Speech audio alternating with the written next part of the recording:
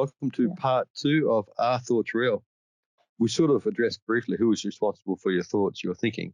That was what I spoke about when we blame others for our thoughts. So that sort of rounded off. We rounded that one off, didn't we? Yeah, I think so.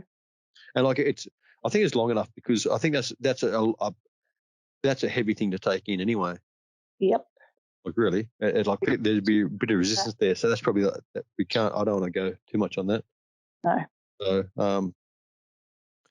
So we briefed on the last episode whether our thoughts imprison you and what to do potentially, but even if they empower you, obviously that's something else. It's something I think most of us have felt empowered at some point, and with grasping hold or if we feel empowered, I feel it's really good to bathe in that and enjoy it while it's there. But I feel like with spirituality, never get complacent. I feel that if your thoughts imprison you or there's suffering, then there's something to be done. Obviously, there's a potential trap either way, whether you're imprisoned in your own thinking, your own thoughts, and you're justifying them, therefore locking them in, giving them credibility, which is the last thing you want to do. I feel also when you feel empowered or you have a breakthrough, there's a potential trap here as well where, in my experience, I'll tell you about a story when I was in India, but there's a trap where you get a sense of empowerment or you feel more potent, you feel clearer, something's broken, something's fallen away, and so you think, I've got something of value. So you walk around, you might tell other people about what you have or what you've discovered, and it can work for a while, but over a period of time, if you think, I've got the answers right here, right in my hand, and you just carry that without actually looking for anything else, that can get a bit dull. This is an experience I had in India the first time I went, and I was sitting there doing a lot of meditation and different things, and I had some insight, and I went to my guru and said, wow, I've just seen something. I've just seen this. I thought it was like this, but it's not. It's like that. And he said, I've just seen. And she said, yes, awesome. Yeah, great work. And then literally a few hours later, I came back. I said, actually, I've seen it again. It's not like that. It's not like that at all. It's more like this. Yeah. Great work. And then I kid you not, that later that afternoon, when actually it's not like either of those things. It's actually more like this. It's like, yeah, great work. And I went and just gelled because I didn't realize it was just an innocent sort of, I was just meditating and open to possibilities. And after the third time, I went, hang on a minute. I went, like you would have, and I mentioned this to my guru, I said, you would have seen that it wasn't correct the first time. She said, yeah. And the second time, yeah. So why didn't you say anything? She said, because you were seeking and you were discovering.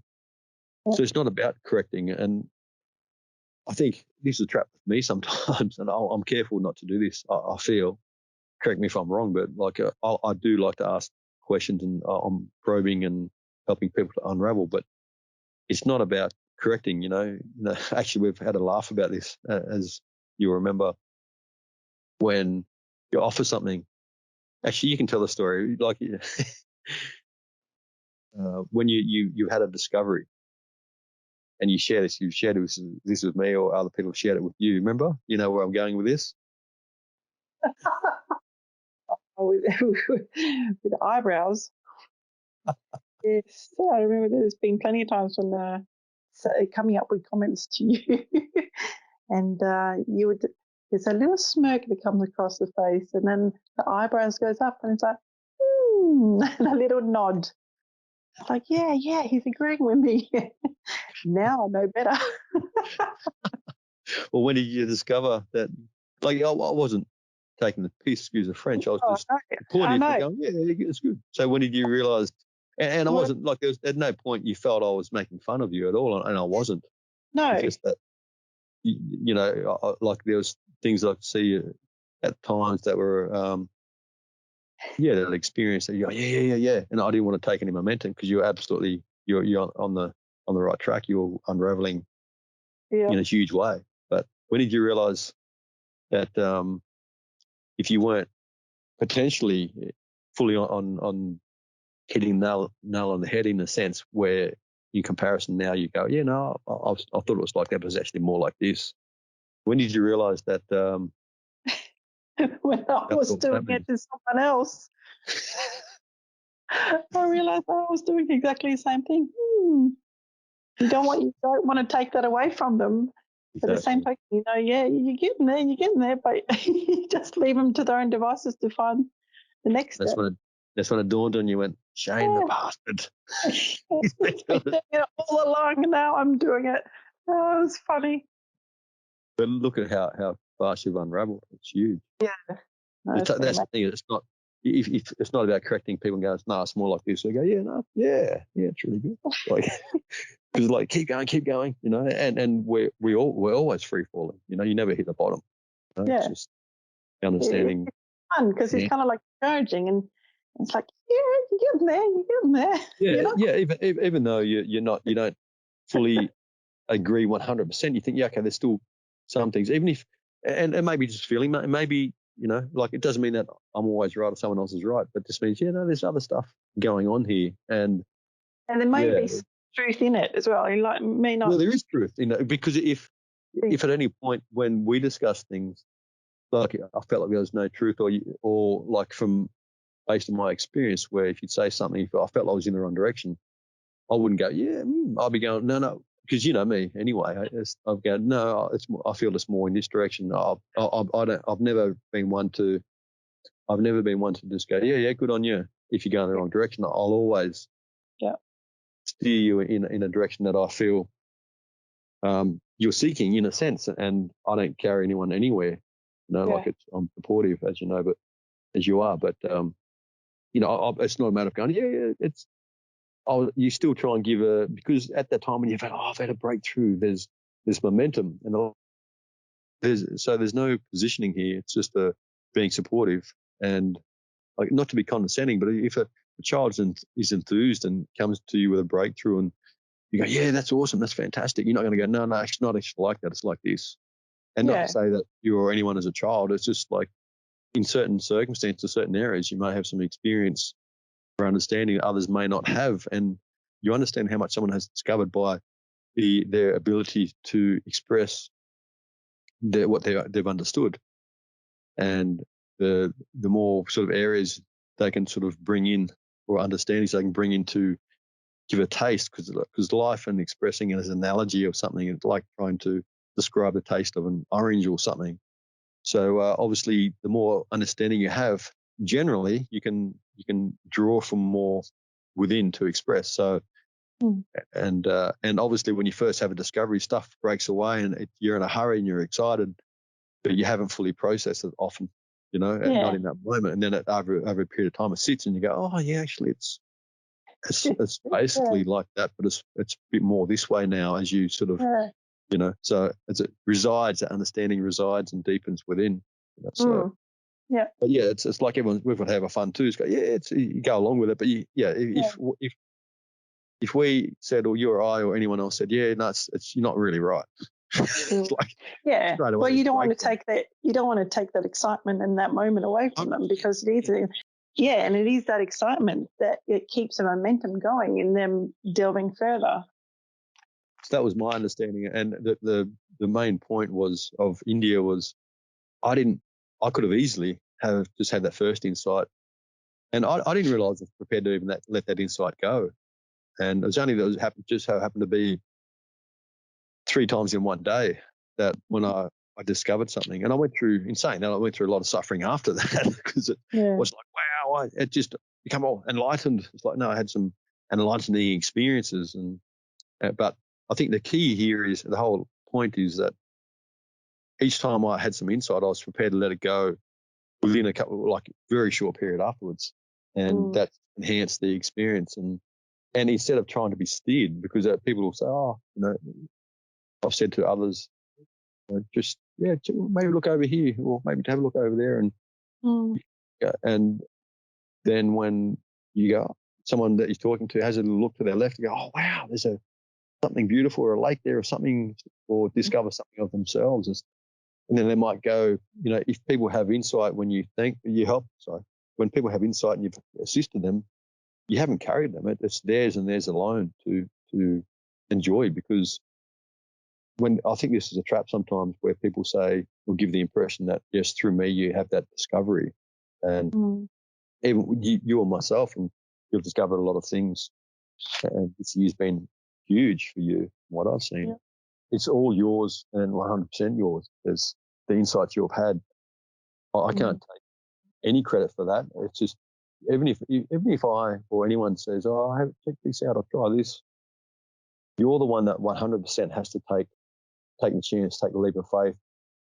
And I can't. No one throws anyone in the water. You have to be prepared to jump in and feel everything that it has to offer. So it's interpreted fully through you. So your understanding, your insight, as for everyone's, is yours and yours alone. So even if someone encourages, that's the thing. If anyone encourages you that offers some insight, go in any direction, no one owes anyone. It's just the fact that you have to walk and discover everything yourself, and no one can take credit. Really, like, it's the person that has the discovery that takes credit, because their understanding hasn't been forced. It's an unraveling within them.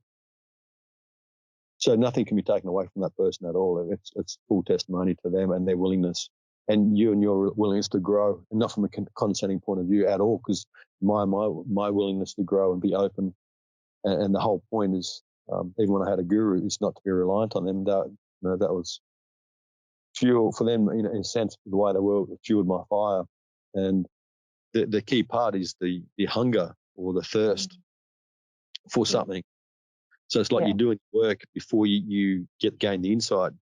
And so it has to apply to your goal. Yeah. So, and I feel that's where we affiliate ourselves with people that have similar goals, and that's obviously people on a spiritual journey. Yeah, it's a pretty exciting journey. We all have something to offer. So I don't know if it's appropriate for this at this point. I'm going to talk about it. If you see, this is a question. So if you see through the what ifs and fears in your thoughts, what happens? Because the thought will say, what if this happens? What if, if you don't, what if you forget this? What if you forget that? Or there's all these what ifs and fears. That's the trap. What do you think happens in your experience? What happens when you start seeing through those challenges or those temptations? Because there are more temptations through fear. You feel free, I guess. Yeah, well, another experience. What I did I've mentioned before, of a Vipassana retreat.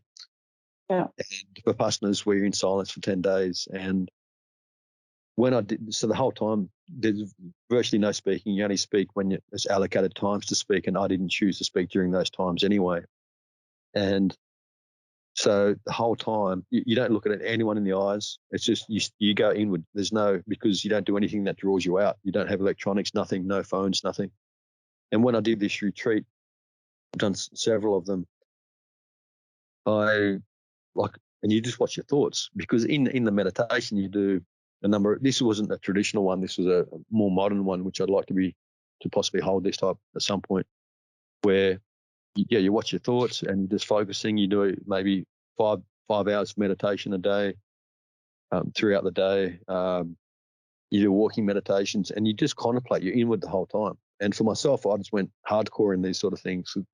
You're not, staying at a retreat type place. You're out of your normal environment. So you basically, well, for myself, I was in a meditation, chose to be in a meditative state as much as possible the whole time. And for 3 days, the last 3 days on this retreat, I actually completely lost interest in thoughts. And I've never experienced anything like that before. It's amazing. That's like, if I possibly wouldn't believe it, only it was my experience. And so I felt like I could control my thoughts in those times. Not that, but the thoughts were like, wow, I've lost control of, sorry. It was like, wow, I've lost interest in my thoughts. And there was a sense of deep peace and joy just rushed in. Yeah. And we're doing walking meditations. I remember just doing that in joy. there's nothing I needed to focus on. It was just emptiness. It was amazing. It was just a place of bliss. Yeah. And within that space, I felt within me, my intuition was like, well, this isn't going to last. This sort of crept in, and I was okay with it at the time because I just had an understanding that I was in a place where I wasn't challenged, and it was just I was in a completely nurturing environment, and so everything was facilitated perfectly for this to occur. And obviously, I was ready. That's why it happened. But I just knew that, and even the brief thought of I've got kids who have to go back to work and all these other things. Or the idea that I could maintain this once being challenged, I didn't believe in myself. And I didn't even fall into despair. It's like, okay, chances are it won't last. I don't believe it will last because there's things I need to face. Yeah. And within myself, I just knew the challenge. It's really weird to explain. I just knew I wouldn't be up to the task once I left the retreat. But there was no grasping hold or anything, or there was nothing. There was just an acceptance that it was an experience. Yeah. So that was profound. So, and obviously there's experiences we'll go into more like that I've written about in my book when, there's been a number of changes for me, and I'll talk about other ones later as you can and will. But my experience now, if you're not interested in thinking or you don't fall into the fear of thoughts, there's a freedom and a joy and a connection underlying that you feel, where being lost in thoughts just severs that. Nothing can sever that connection. Well, who's to say? But in my experience, virtually nothing can. I feel just thoughts get in the way. And when you get lost in thinking, you don't feel that connection because you're not listening to yourself. You're listening to something else, which is that's not who you are. It's not your heart.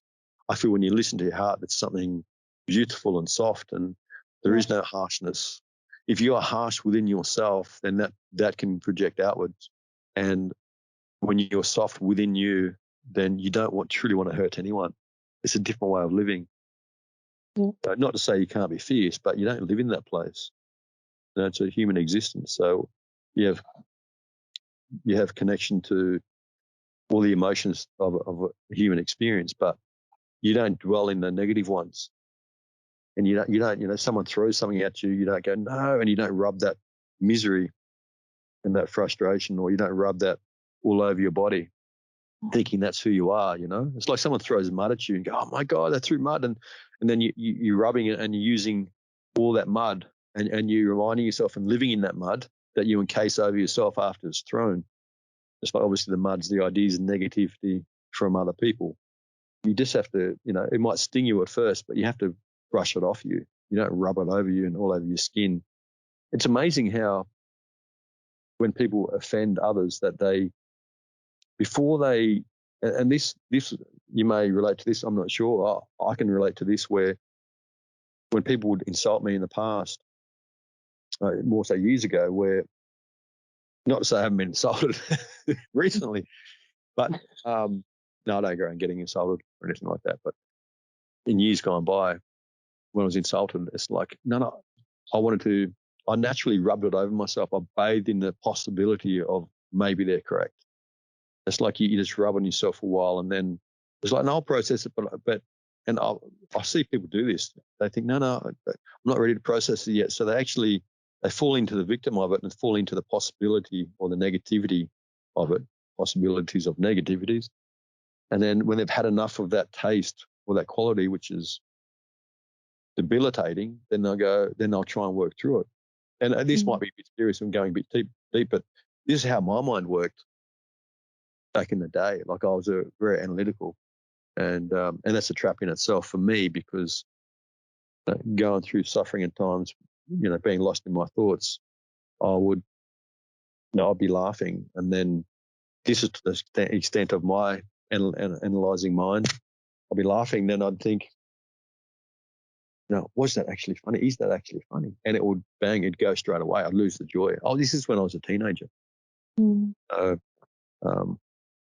Well, I remember when I first met you, I used to tell you that I enjoyed thinking about things. I enjoyed challenging thoughts and twisting and turning things and looking from different perspectives.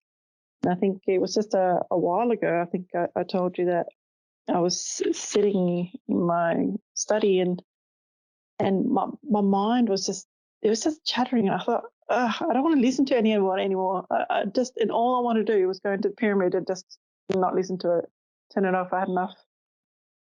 Mm.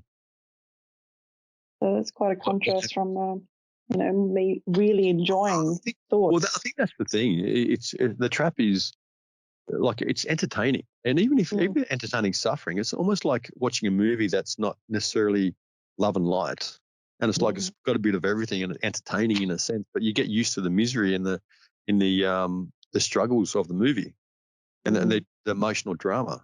I think it's probably why dramas are so good. It's like shares and it digs up some of your stuff and that way it will share some of the burden. But so I guess to some degree it's necessary. Like it's a way of getting in touch with how you're feeling, but it's not something you want to be doing too often. Ultimately, spirituality is to transcend that way, which it embeds you in suffering. And I feel that's the whole point is to challenge yourself for something more. I feel it's definitely good to question thoughts, and I feel like this is actually a good point to add. If there's too much, we'll take it out because there's a lot to consider. I feel too kind of like considering your thoughts rather than just shooting from the hip with emotion, especially when you make a decision. I really feel I do this a lot, pretty much all the time. When I make a decision, I consider the possibilities of the decision, and I make up my mind that that it sits with me. If I'm going to make a choice, and this doesn't have to be, this can be almost instantaneous. It's like if I make a decision that sits with me within my heart, then I've come to peace with it. And I feel a lot of people, and this is where I think challenging thoughts, challenging even with your thoughts, with any motives and things that goes on.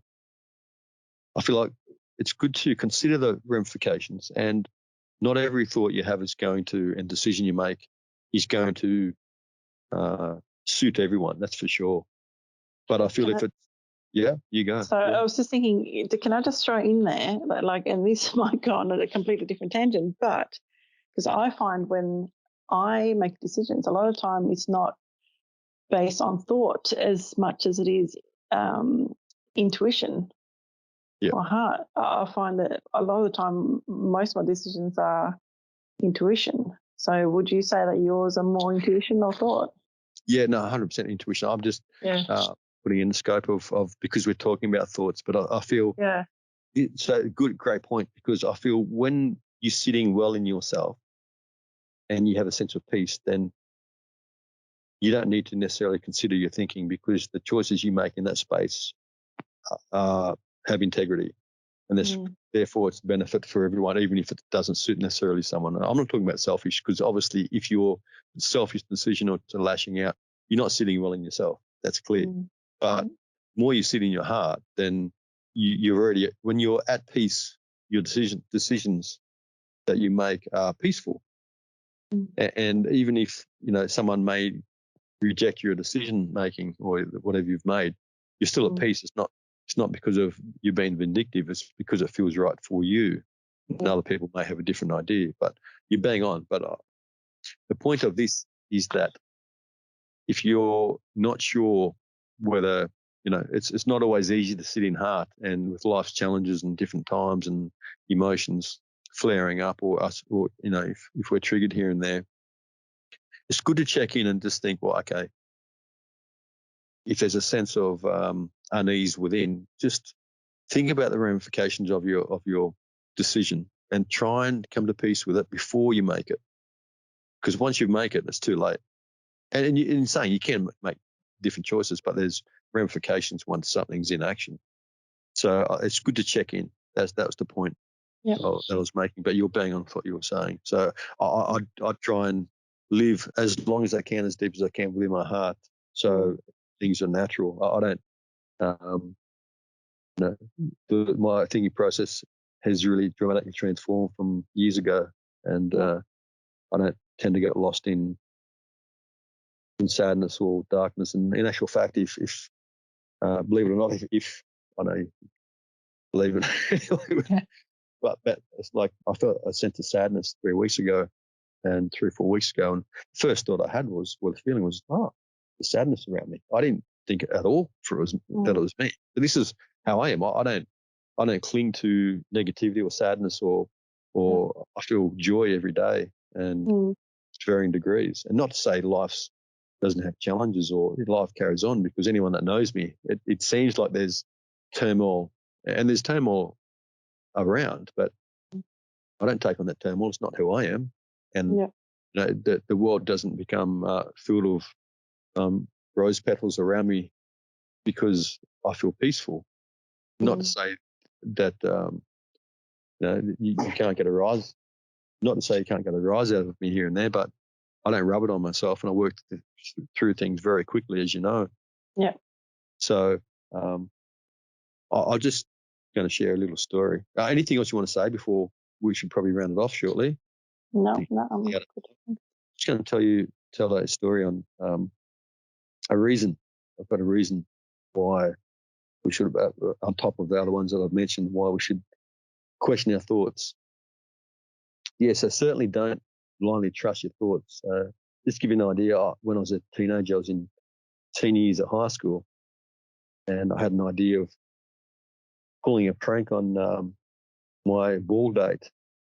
And I'm sitting, so I was at her house, my mate and myself were at her house, and the two girls, my mate's partner and my date for the ball, getting changed, and traditional thing. They had to wait about half hour once we got there. We got there on time, had to wait, and they were getting ready. I'm thinking, this is going to be good. This is going to be good. I'm thinking, having a laugh to myself. As you know, I'm a bit of a clown, and I get lost in the humour of things, and the perspective goes out the window. I'm like, it's going to be awesome. And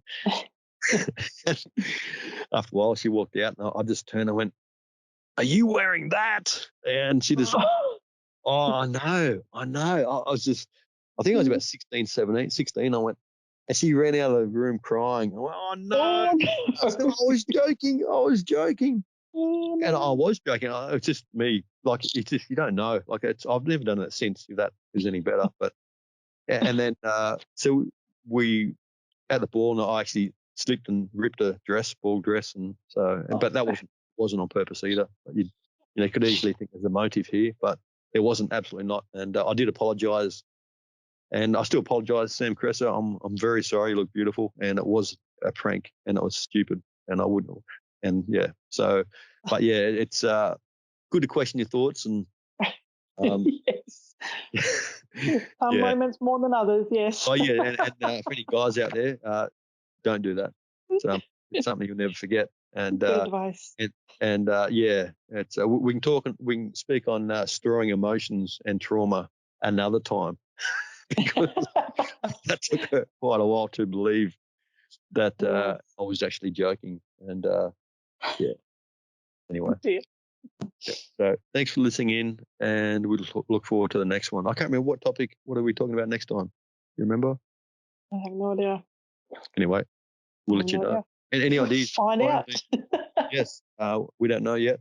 But any comments? This is fresh and new, so any comments, anything that you'd like to get our perspective of? If you're looking for other perspectives that you may not have thought of, by all means, send us a line, get in touch, and we'll look forward to the next one. Take care. Bye-bye. Bye.